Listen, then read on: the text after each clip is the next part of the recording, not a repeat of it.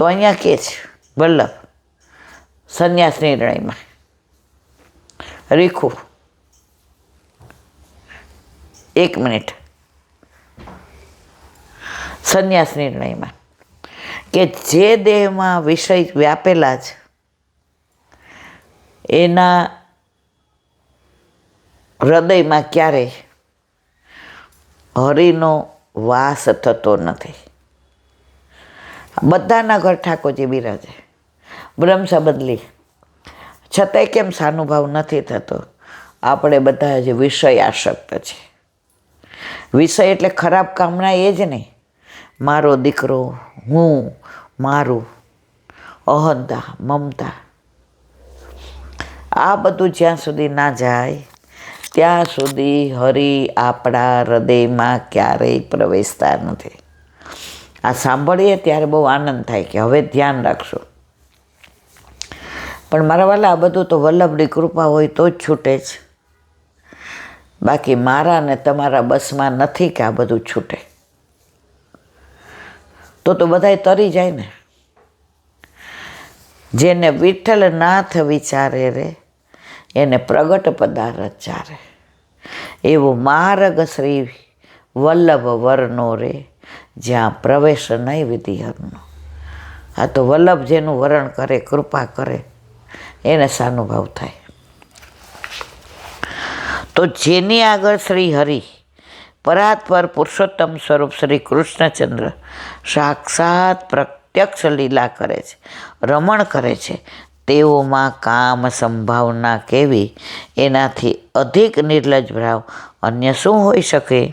એ ગોપીજનો માટે પોતે બ્રહ્માજી આજ્ઞા કરે છે કે હે પુત્ર નારદ, વ્રજ સુંદરીઓ, ગોપિકાઓ સ્ત્રીઓ નથી પણ શ્રુતિઓ છે. લોકો ગોપીઓ માટે, રાસ માટે ગમે એવું બોલે, પણ એ ગોપીઓ નથી પણ શ્રુતિઓ છે, વેદની ઋચાઓ છે. હવે વેદની ઋચાઓ હોય એમાં આપણાથી સંશય થાય, પણ કળિયુગમાં તો બધે અત્યારે તો સંશય સિવાય વાત નહીં. આણે કેમ આમ કર્યું, તમારા ગુરુદેવ અમને આમ કીધું. જે બીજા માર્ગમાં માનતા હોય અને આપણી યારે વાતો કરવા માંડે એટલે આપણે ત્યાંથી ખસી જઈએ. કેમ અમે કહીએ છીએ ભગવાનની વાતો નથી? કેમ ત્યાંથી અમારી પાસે જ નીકળી જાવ? એટલે અત્યારે આ બધી વ્યથાઓ છે જ. એટલે કે છે હે પુત્ર નારદ, વ્રજ સુંદરીઓ ગોપિકાઓ સ્ત્રીઓ નથી પણ સ્તુતિઓ છે. હું તથા મહાદેવજી તથા શેષજી તથા લક્ષ્મીજી કોઈ પણ વખત એમાંની બરાબરી કરી શકતા. ગોપીઓની બરાબરી બ્રહ્મા, મહાદેવ, શેષ કે લક્ષ્મીજી કોઈ કરી શકતા નથી. ગોપીઓને એટલું ઊંચું સ્થાન પ્રભુએ આપ્યું. ઉદ્ધવજીએ કીધું એ કે પ્રભુ, મથુરાથી ગોકુળ ક્યાં દૂર છે, એક આંટો મારી આવો ને. બધા એને સાંત્વના આપ્યા. ઠાકોરજી કે તને ખબર છે ઉદ્ધવ, કોઈ ગામમાં બહુ ઋણ વધી જાય ને, દેવ વધી જાય ને, પછી ગામ લોકો પહેલાંના જમાનામાં બહુ આવું થતું હતું.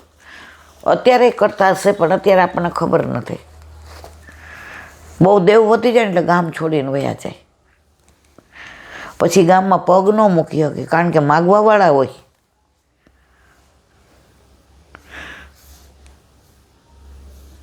સૌરાષ્ટ્રમાં એક ગામ છે, એમાં એક ફેમિલી એવું રહેતું હતું. એટલી જાહો જલાલી ને ઘરે ઠાકોરજી બિરાજે ને આનંદ પરમાનંદ. હવે વર્ષો પહેલાં લગભગ 60-70 હશે, ખાંડનો સટ્ટો થતો હતો કાળા બજાર, તમને ખબર હોય તો. ત્યારે આપણે તો નહીં હોઈએ કદાચ, આ તો મેં સાંભળેલી વાત છે. હવે ઘરે આઠે આમની સેવા. દુસંગ અને આ ઋણની વાત નીકળી એટલે આ લૌકિક વાત ઉપરથી અલૌકિક વાત કરવી છે.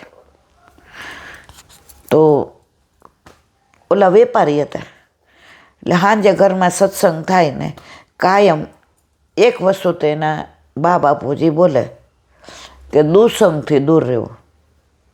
દુસંગ લાગતા વાર નથી લાગતી. અને પછી બધાય જય શ્રી કૃષ્ણ કરીને સૂઈ જાય. હવે આ ભાઈને એ ભણતા હતા ત્યારનો ભાઈબંધ હટાણું કરવા ગયા ત્યાં મળી ગયો. એ કે તું શું કરશે? એ કે ખેતી છે ફર્સ્ટ ક્લાસ, હળ છે, કૂવો છે ખેતરમાં, બાપુજીને બેનોને પરણાવી દીધી ને અમે ત્રણેય ભાઈઓ હારે રહી અને ઘરે જલસા કરીએ, આનંદ છે. હો એ કે ગાડી બાડી ખરી ત્યારે તો ઓલું એમ્બેસેડર જે હોય ભોપો. એ કે ના એવી હજી કાંઈ અમારી આવક નથી. એ કે ત્રણેય ભાઈના બીજા ખોયડા લીધા. એ કે ના હું જરૂર, અમે ત્રણેય ભાઈઓ હારે જ રહી છીએ. એ કે આપણી યાર 2 મહિના ધંધો કરો તાર બધું થઈ જાય. એ કે ના ખોટું ન કરે, મારા બાપુજી મારા બા રોજ અમે સત્સંગ કરીએ ને તો ના પાડે છે અને હું તો મોટો છું. એ કે આમાં તારે કાંઈ નથી કરવાનું, તારે આ વર્ષની આ બધી ખેતીની આવક આવી ને તું હટાણું કરો. એ ક્યાં કે તારી પાસે પડી છે ને? ક્યાં? એ ક્યાંક છટ્ટો કરી નાખીએ ખાંડનો, 2 અડધા પૈસા તારા. એ કે પછી માનો કે હારી ગયા તો આખું વરસ. અરે ગાંડા, ખાંડ લઈએ ને વેચવાની, એમાં કંઈ હારવાનું હોય? હવે આને સમજણ ન પડી કે સટ્ટામાં રિયલ લેવાની ન હોય, બોલીને જ પૈસાની લેવડ દેવડ હોય. ઓલો 3 દિવસ હારી ગયો હતો એટલે આના પૈસે એને આ બધું કરવું હતું. આના પૈસા આવે ઓલાને ચૂકવી દીધા, આ બોળવાઈ ગયો. દુસંગ જુઓ તમે. અને પછી બીજું લેવાનું કીધું તો ઓલો કે ના હવે તમારી આ ધંધો નથી કરવો, તમે બ્લેક લિસ્ટમાં આવી ગયા. હાલ કે હવે એ કે આપણે લઈ લીધો છે, 2 દી પછી ડબલ આવશે. ઘરમાં આણે કોઈને વાત ન કરી, પણ સત્સંગમાં બેસે ને તો આને એમ થાય આખા વર્ષના પૈસા આજે ઘરમાં બધું લાવવાનું કરવાનું, બેનો દીકરીઓ આવે જાય વાત વ્યવહાર કરવાના, બેન સુવાવડ કરવા આવવાની છે. બાપુજી પૂછતા હતા આ વખતનું શું છે, પણ મેં કીધું બધું બરાબર છે. અને વર્ષોથી મારા હાથમાં વ્યવહાર, ઊંઘ ન આવે રાતના. 3જે દી આતો પછી ગયો ત્યાં. એ કે ભાઈ મારે ડબલ નથી કરવા, મારે પૈસા આપી દે. એની વહુ કે તો ગામ મૂકીને વયા ગયા, એને તો આટલું બધું દેવું થઈ ગયું છે. એના કોઈક ભાઈ બંધનું કરી નાખ્યું. ઓલાએ ગામ છોડ્યું અને આ ત્યાંથી ગામ છોડીને વયો ગયો. કારણ પછી કોઈ દી ગામમાં, ત્યાર પછી કાંઈ વાવડ મળ્યા નહીં કે ક્યાં ગયો. તો દેવું થઈ જાય ને પછી માણસ ગામ છોડવું પડે અને પાછું આવી શકે નહીં. તો ઠાકોરજી ક્યાં દે? ગોપીઓનું એટલું ઋણ મારા માથે ચડી ગયું છે, એટલું દેવું થઈ ગયું કે હવે હું ગોકુળ પાછો જઈ શકું એમ નથી. તો ગોપીઓ કોઈ શ્રુતિ છે મારા વાલા, કોઈ સ્ત્રીઓ નથી. અને મહાદેવજી, શેષજી, લક્ષ્મીજી, બ્રહ્માજી બધા એમ કહે છે કે ગોપીઓની તોલે અમે ન આવીએ. એ ગોપીઓ કેવી? વલ્લભ કહે છે ને ગુરુ હું, મારા ગુરુ કોણ છે? ગોપીઓ છે. નારદજી કે ગોપી પ્રેમ કી ધ્વજા. મેં પૂર્વે 60,000 વર્ષ સુધી તપ કર્યો હતો, પરંતુ એ ગોપિકાઓની ચરણરજ મને મળી ન હતી. ઉદ્ધવજી પણ એ ગોપિકાઓને માટે આવી રીતે કહે છે. બ્રહ્માજી કે આટલું તપ કર્યા પછી પણ એ ગોપિકાની ચરણરજ મને મળી નથી. એવા ગોપિકાઓ કોઈ સ્ત્રીઓ નથી, પરંતુ વેદની ઋચાઓ છે. બોલો વલ્લભાથી. દયારામભાઈના ચંદ્રાવલા, 12મું ચંદ્રાવલું ચાલે છે. 9ધા ભક્તિ. આપણે 9 ભક્તિનું વિવરણ કર્યું. વલ્લભ કે સંસારના લોકો માટે 9 ભક્તિ, મારા વૈષ્ણવ માટે 10મી પ્રેમ લક્ષણા ભક્તિ. સૌથી શ્રેષ્ઠ પુષ્ટિ માર્ગની પ્રેમ લક્ષણા ભક્તિ. આમાં કોઈ નિયમ જ નહીં, નેમ જ નહીં. મર્યાદામાં તમારે નવરાત્રિમાં 8મે આ હવન કરવો પડે એટલે કરવો પડે, આ નિવેદ કરવા પડે એટલે કરવા પડે. તમારે બોળ ચોથનું વ્રત કરવું પડે એટલે કરવું પડે. તમારે કારતક મહિનામાં પૂર્વજોની આટલી ગોયણી જમાડવી પડે તો જમાડવી પડે. આપણામાં વલ્લભે ક્યાંય લખ્યું નથી આમ કરવું પડે. યથા દેહે તથા દેવે, તું જેવી રીતે રેસ એમ તારા ઠાકોરજીને રાખ. જે બહુ સાધન સંપન્ન છે એ રોજ 2 શાક ને 2 દાળ ને કઠોળ ને 2 મિષ્ટાન ને 2 ફીકા ને બધું ધરાવે. અને જે બિચારો ઓલો દાળીઓ છે ને એણે ઠાકોરજી પુષ્ટ કરાવ્યા છે, એ રોજ રોટલા ને શાક બનાવે છે ચૂલા ઉપર દળીને. તો ઠાકોરજી કે આપણે તો મને તો આ 56 ભોગ કરતાં આમાં મજા આવે છે. ક્યાંય વલ્લભે લખ્યું નથી કે તારે આટલું કરવાનું. ઘણા પૂછે કે ઈલાબેન અમારે તો સવારે રોટલી દાળ ભાત શાક ન થાય. અમારા ઘરે વર્ષોથી શાક ભાત ને રોટલી થાય, એમાં સવાર રસાવાળું શાક હોય અને સાંજે ખીચડી શાક ને ભાખરી હોય, અને ઘણીવાર ખીચડી શાક જ હોય, ભાખરી ન હોય. તો અમારે સખડી ધરાવી હોય શું કરવું? તમારા ઠાકોરજીએ ક્યાં એવું લખ્યું છે કે મને 2 શાક ને દાળ ને ભાત ને?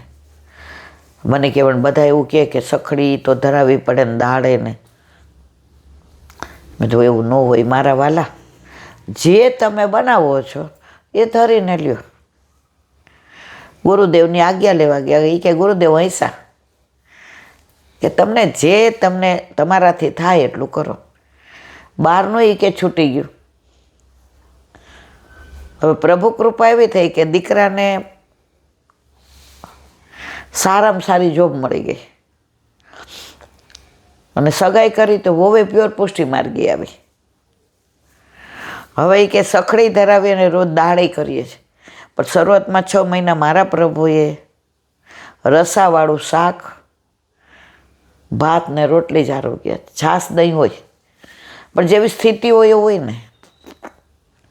હવે કે પ્રભુ એવી કૃપા કરી, મારો દીકરો કે તું પ્રભુમાં કોઈ વાતે સંકોચ ન કરતી હો મમ્મી. ઠાકોરજીને જે અરોગવું હોય ને એ જ અરોગે છે, એમાં આપણું કાંઈ ચાલતું નથી. પ્રેમ લક્ષણ આ ભક્તિ. તમે ઓલું નહીં કહેતા મન વિનાનું મળવું ને ભીં તારે ભળવું. ઘણા આપણને એટલો આગ્રહ કરે આવજો ને આવજો આવજો, પણ જાય એટલે આપણને પૂછે ઠીક આ બાજુ નીકળાતા એટલે આવ્યા. આપણને આમ ધરતી માર્ગ આપે તો હમાઈ જવાનું મન થાય. પાછા એમ કે આમ બહાર જ જતા હતા, આપણે ઊભા થઈ જઈએ. પાણી બાણી પીવું છે આપું? અરે બાપા મારે તો તમારા ઘરે અહીંયા આમ. અને પ્રેમ હોય ને ત્યાં કે આ જયલાબેન ભેળ બનાવી છે, અમારી યાર કોણ લઈને જ જવાના. એ ભેળીમાં જે મજા છે ને, આપણા માર્ગમાં વલ્લભે સ્પષ્ટ કીધું છે, જે કરો એ પ્રેમથી કરો, પરાણે ન કરો. સેવામાં તમે પરાણે જાઓ તમે થાકી જશો, પણ પ્રેમથી જાઓ ને તો તમને ત્યાંથી બહાર નીકળવાનું મન નહીં થાય. એક બેન કે અમારા ઠાકોરજી રસોડામાં બિરાજે ઈલાબેન, તો હું તો આવતા જતા છે ને એ બાજુ આમ કરીને જાઉં કે મજામાં છો ને. મારે વર કે વ્રજમાં તો હખે રહેવા દે. એ કે વ્રજમાં હોય તો ત્યાં એને તો હું દેખાઉં છું ને, તો હું પૂછું ત્યાં આનંદ છે ને? તો જો અહીંયા આનંદ લઈને ગયા હોય તો ત્યાં આનંદ હોય ને. અહીંયા અમે દુઃખી કર્યા હોય ને ત્યાં એને એમ થાય કે આ પાછું સવારે મારે જવું પડશે જગાડશે એટલે. મને વલ્લભે કીધું છે, પણ આ તો સવારની રાહ જોઉં મારી મામાને ક્યારે જગાડે. એ તો પ્રેમ કી બાત હે ઉદો. 10મી પ્રેમ લક્ષણા ભક્તિ. આ 10મી ભક્તિ તે પ્રેમ લક્ષણા સર્વશ્રેષ્ઠ હોય ગોપીજનોએ લીધી. ગોપીઓને વરે હતા ને ઘરે હતા ને છોકરાએ હતા ને સાસુએ હતા ને સસરે હતા, એનો ગોરધન હતો, છતાંય શ્રેષ્ઠ ભક્તિ કીધી છે. કેમ? ગોપીઓ કામ કરતાં કરતાં ઠાકોરજીને ભૂલતી નહોતી એમ નહીં, ઠાકોરજીના સતત સ્મરણમાં ગોપી કામ કરતી હતી.